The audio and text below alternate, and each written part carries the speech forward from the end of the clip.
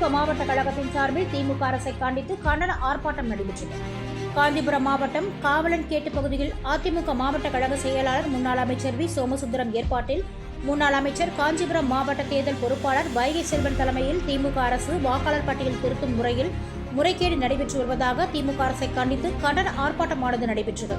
திமுக அரசு முறையாக வாக்காளர் திருத்தும் பணியில் முறைகேடு நடைபெற்று திமுகவிற்கு சாதகமாக பணி நடைபெறுகிறது என முன்னாள் அமைச்சர் வைகை செல்வன் சோமசுந்தரம் குற்றம் சாட்டினார். ஆளுகின்ற திமுக அரசு விவசாயிகளுக்கும் பொதுமக்களுக்கும் எந்த ஒரு நல்ல திட்டங்களும் கொண்டு வரவில்லை, கற்பழிப்பு உள்ளிட்ட தமிழகத்தில் அதிகமாக நடைபெறுகிறது என கண்டன ஆர்ப்பாட்டத்தில் கோஷங்கள் எழுப்பி கண்டனங்களை தெரிவித்தனர். இந்நிகழ்வில் முன்னாள் சட்டமன்ற உறுப்பினர் வலஜாபாத் கணேசன், மதனந்தபுரம் பழனி மைதிலி, திருநாவுக்கரசு, எம்ஜிஆர் மன்ற செயலாளர் ஆர்.டி. சேகர், ஒரத்தூர் என்.டி.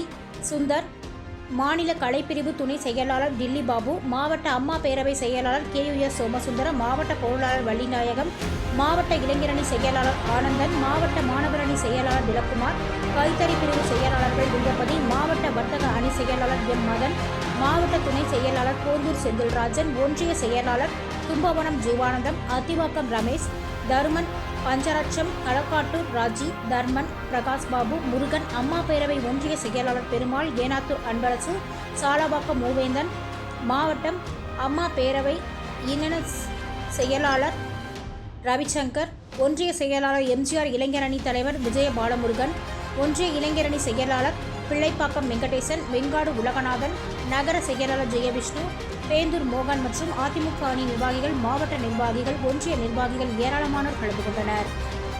சான்றோர் குரல் செய்திகளுக்காக காஞ்சிபுரம் மாவட்ட செய்தியாளர் காசுடன் செய்தி வாசிப்பாளர் முத்துலட்சுமி.